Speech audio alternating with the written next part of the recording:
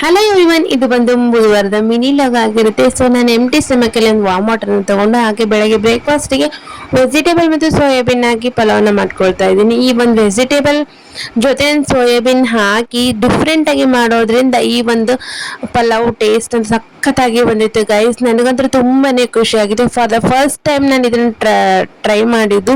So ಹಾಗಾಗಿ ತುಂಬಾನೇ excitement ಇದೆ ಯಾವ ಥರ ಬರುತ್ತೆ ಟೇಸ್ಟ್ ಅಂತ.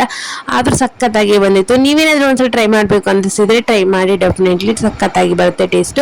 ಹಾಗೆ ನೋಡಿ, ಇವನು ಬೆಳಗ್ಗೆ ಬೆಳಗ್ಗೆನೆ ಈ ತರ ಎಲ್ಲ ಮಾಡ್ತಾವನೆ.